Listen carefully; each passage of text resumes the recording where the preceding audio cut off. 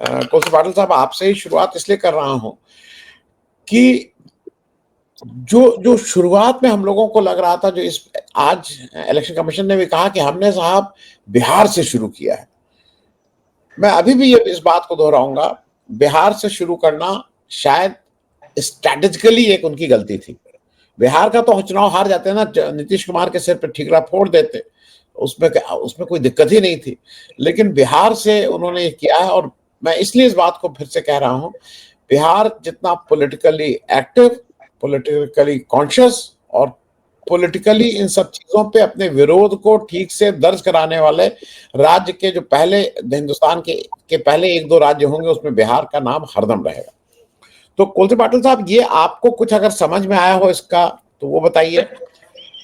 दूसरी तरफ आपने जो कहा कि नॉनसेंस प्रेस कॉन्फ्रेंस, मैं अपेक्षा करता था कि शीतल सिंह शुरू करेंगे, लेकिन थोड़ा मैं शीतल जी से करा ले। नहीं, आपका तो आदेश है। अभी थोड़ा बोलता हूँ। तो बिहार से क्यों? तो बिहार अभी उनका टारगेट है ना, उसलिए तो पैलियम है, उसलिए तो सिंदूर है, जो अभी जो हुआ है ये तो बिहार के लिए हुआ है। और बिहार प्रेस्टिजियस क्यों है? तो नीतीश कुमार उनका पार्टनर है और 20 साल से सीएम है। उनको बिहार कैप्चर करना तो उनका मेन ही उद्देश्य है अभी, इसीलिए बिहार से शुरू किया। और उनको मालूम है इलेक्शन कमीशन किस्से में है। मैं तो सुप्रीम कोर्ट का आभार मानता हूं कि उन्होंने कल हम लोगों के लिए कुछ किया है, और वो भी सूर्यकांत जिनसे अपेक्षा नहीं थी उनसे हुआ है, तो मैं उनको धन्यवाद देता हूं। और मैं बार बार जो आपके माध्यम से विनती करता हूं कि जजेस तुम उठो, अभी कोई उठने वाला नहीं है। अब ये क्या बोल रहा था मैं, आपने बुलाया इसलिए प्रेस कॉन्फ्रेंस अटेंड करी, मैं कभी नहीं करता। मैंने अटेंड करी, इतना बकवास था। देखो एक सिंपल बात है, पत्रकार भी अच्छे काम कर रहे थे, थोड़े थोड़े बहुत थे, अच्छे प्रश्न पूछे थे कि भैया 70 लाख वोटर अपने बाहर निकाले हैं, जो 65 लाख हो गए, 70 लाख हो गए, वो तो वोटर थे ना लोकसभा में। तो लोकसभा इलेक्शन सेटिस्फाइड होना चाहिए, इलेक्शन लोकसभा का भी सेटिस्फाइड होना चाहिए, क्योंकि वो 70 लाख वोटर ने वोट दिया है। दूसरी बात ऐसी है कि वो मुद्दे पर आते ही नहीं थे, सवाल दो चार सवाल लेते थे और 2-4 सवाल लेके गड़बड़ करते थे। तो उनको जो जनता चाहती है, देश चाहता है, अभी बोले कि राहुल ने एफिडेविट देना चाहिए, कौन से कानून के तहत एफिडेविट मांगते हो? अभी वो राय साहब बोलेंगे क्या है कानून, वो तो कानून में से मांग ही नहीं सकते एफिडेविट वो। दूसरी बात, विदाउट एफिडेविट हम कैसा कांग्रेस लेंगे? तो तुम वहां काय को बैठे हैं? इलेक्शन कमीशन का काम है कि हमारे प्रजातंत्र को जिंदा रखना और हर वोटर का वोट अधिकार देना। तो हमने कंप्लेंट क्यों करनी चाहिए? हमने दिखाया है, इसे फेस वैल्यू पर ये दिखता है कि तुमने मुसलमानों के, दलितों की वोट काटे हैं और बिना वजह काटे हैं, और काटने की वजह नहीं दी है। कानून कहता है कि तुम काटने की वजह दे दो। तो अभी क्या है, 15 दिन कर रहे, कहां 15 दिन है? अभी 10 दिन भी नहीं रहे और 15 दिन में सभी पॉलिटिकल पार्टी उसको काम को लगा रहे हैं। तो तुम क्या कर रहे हो? पॉलिटिकल पार्टी को काम को लगा रहे हैं, तुम्हारी ड्यूटी क्या है? तो इसीलिए जैसे आज तक बीजेपी वाले 11 साल झूठ बोलते आए, उससे भी ज्यादा बहुत झूठ इलेक्शन कमीशन बोल रहा है। तो इसीलिए अभी शीतल सिंह आए तो उनसे जरा सुनो, वो बहुत बारीकी से बात करते हैं।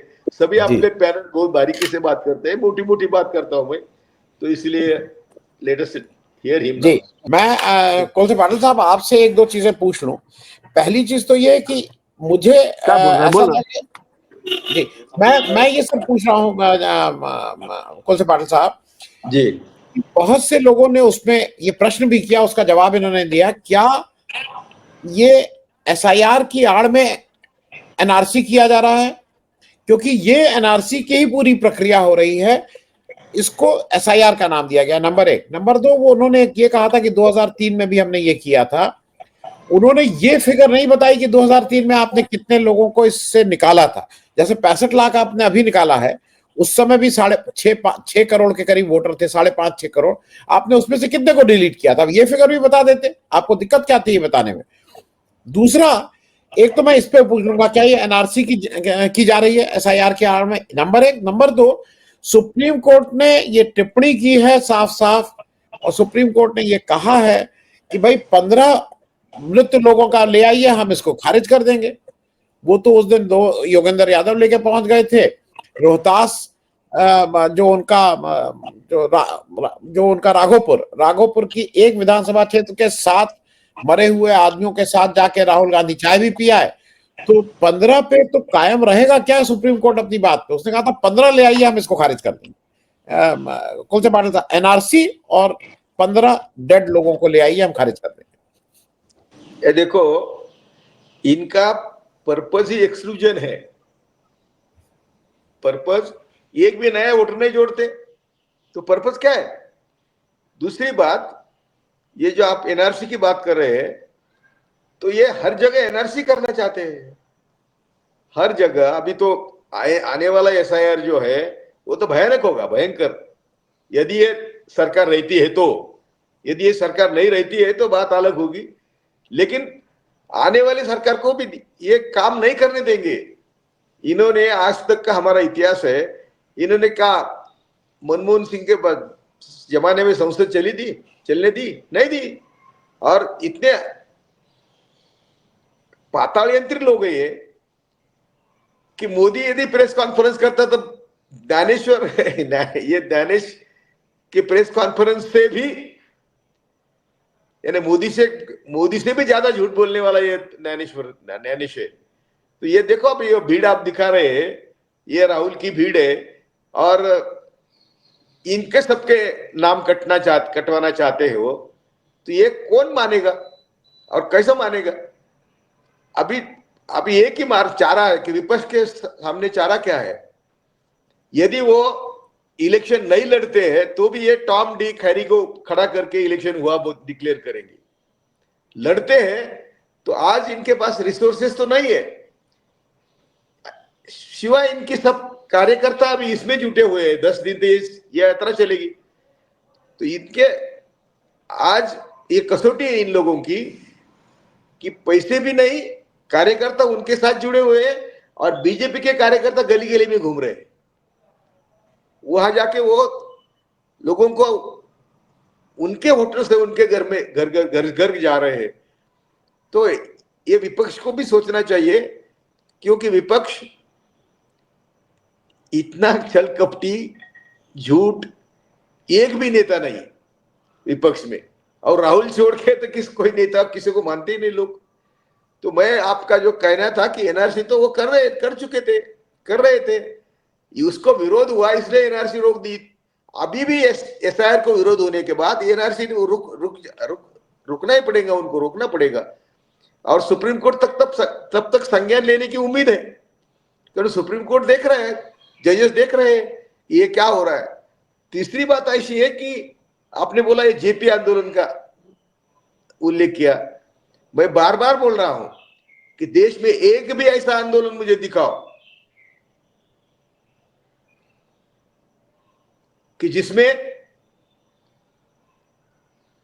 क्या मैं बोलूं? बोलिए। अरे वो साइड में फोटो दिखाते चलने से समय भी बचता चले और लोग थोड़ा देख भी लें, इसलिए बोलूं? हाँ, आपका नहीं, आपने जेपी आंदोलन से तुलना करी थी। मैं बोलता हूं, दावे के साथ कि एक भी आंदोलन ऐसा दिखो कि जिसमें आरएसएस नहीं है और आंदोलन बड़ा हुआ। एक भी आंदोलन नहीं है, क्योंकि मीडिया उनका है, प्रचार यंत्रणा उनकी है। वो अभी कल जो मोदी ने कहा, वो तो दुधारी शस्त्र है कि आरएसएस इतना बड़ा देशभक्त है, तो उसकी तो हिस्ट्री आने वाली है। मैंने एक ही वीडियो निकाला था तो उसको 5 लाख लाइक आए थे, 5 लाख लोगों ने देखा है। एक ही वीडियो निकाला था कि ये साले जो कभी भी स्वतंत्रता आंदोलन में नहीं आए, विरोध किया, तिरंगे को कुचला, संविधान को कुचला, अंबेडकर के पुतले जलाए। अभी मोदी ने कहा अच्छा किया है, एनजीओ के क्राइटेरिया क्या है? जी जी जी उस सरकार को देना पड़ता है। तो जब किसी सरकार कोई आएगी उसका मानना पड़ेगा। यार जी जी जितने सभी कनेक्शन आरएसएस का जाता है। आरएसएस और परिवार, आरएसएस का मतलब है परिवार। ये जो कितने कितने लोगों ने, आज एक मेरे पास किताब आई मनु का मासा, मनु का मासा मैंने एक बार करके किताब आई, उसका हिंदी अंग्रेजी वर्जन मैंने सबको भेजने की कोशिश कर रहा हूं। अरे ये भयानक लोग हैं और इनकी मोदी स्तुति करता है तो दो धारी क्षेत्र मैंने बोला, एक तो आरएसएस को खत्म करना चाहता है, नहीं तो आरएसएस का सहारा लेके कुछ दिन बचाना चाहता है। तीसरी बात आपने जी कहा कि नहीं, अभी इन्होंने कहा था भाई साहब ने, शकीब क्या फराज शकीब, शाकिब जी जी 5 किलो धान बेचकर जो फोटो निकालती है, तो कितनी जागृति है लोगों में, कितने लोग जागरूक है वो। और ये जिसको खाने को नहीं भूखी रहती है वो 5 किलो धान बेचती है। और ये जो इन्होंने एक्सक्लूजन किया है उसमें क्या है, दलित मुस्लिम है, पिछड़े हैं। यदि अभी पब्लिक होगी तो सबको मालूम होगा कि किसको इन्होंने एक्सक्लूड किया है। तो इसलिए जी जी आपकी आवाज इनके इतनी गंदी जमात, इतनी नीच कपटी छल कपटी गंदी जमात दुनिया में नहीं, बस जी बाकी कुछ नहीं।